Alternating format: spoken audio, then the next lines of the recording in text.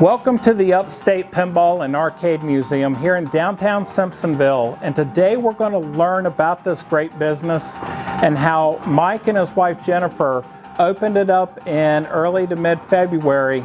Things went great, businesses was going great, young and old were socializing and sharing memories here together, and then as we all know, a pandemic came along and shut down many small non-essential businesses. And we're here to tell you that they are back and bigger than ever and ready to serve the public again. So let's go and find out more about this special arcade here in downtown Simpsonville. Let's check it out.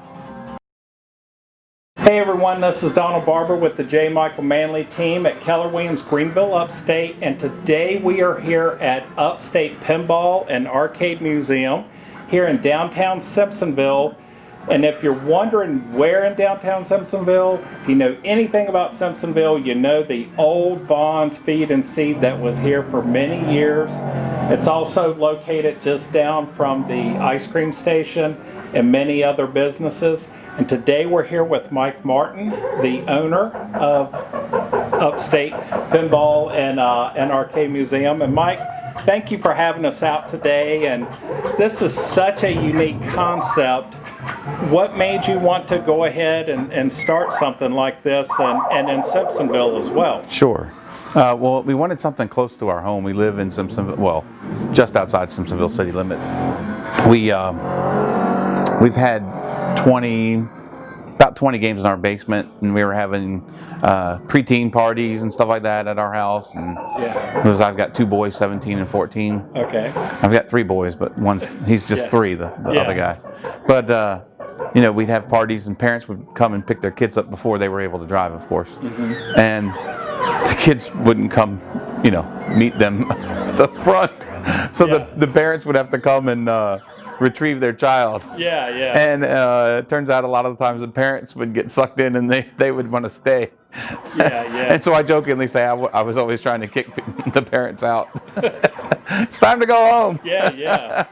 So you know, the collection got large, and my wife finally said, well, you know, let's start looking for something. And then we found this location.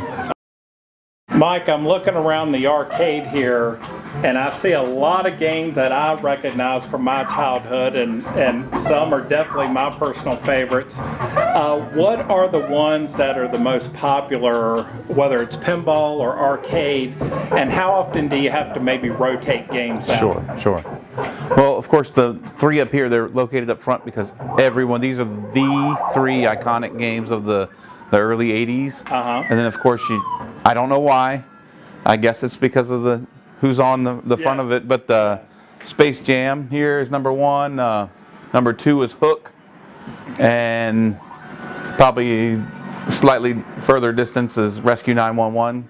Okay. I believe it's because they're theme oriented. They're famous themes. Okay. And in terms of switching out? Yeah, I try to do it quite frequently. I mean, the pins are a little bit harder to switch out because they're so pricey. But and then finding these, I'm getting close to where I want to be, but I still have 5 or 6 that I'd like to change out because they were more space holders than true what I was really trying to get in here. So hopefully really soon we'll get to that where I really want to be. And then we'll just switch out as repairs are needed.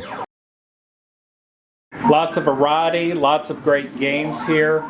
So right now we're during this COVID phase, and I know a lot of small businesses have had to adjust pricing, and hopefully in the near future or by the end of the year we'll be phased to more loosened restrictions.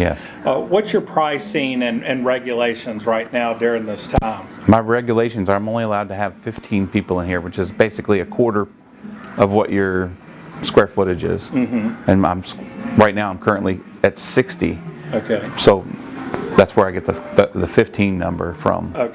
And due to that, I can't just give someone a full day access. I would make zero. I would be able to keep these doors open. So right now we're doing $10 for an hour, and I truly don't want to keep that. I would rather have the $12 for all day, which is what we were doing before COVID. And hopefully that will happen soon. I'd much rather somebody be able to come and go and enjoy the rest of Simpsonville versus, feeling like they have to hurry to leave. Exactly. We've been learning a lot about your business today, Mike. So where can people go to find out your days and times of operation? And of course, I'd like for you to tell us that now. And also to learn more about your business online, where can they go? Well, we've got our, you can learn about how we got started, those sort of things on our website. It's at upstatearcade.com. And our Facebook page is Upstate Pinball and Arcade Museum. And there you'll find the list of games, how we feel about opening this and what got us started in it. And I guess why we did it. And you can also subscribe to our blog, which whenever I post a blog, it'll send it out to you in email. Okay. So. And then what days are you open during the week? Okay, I'm open Wednesday, Thursday, Friday, and Saturday, different times. Wednesday and Thursday, it's 4 to 9, and Friday it's 4 to 10, and then Saturday it's noon to 10 p.m.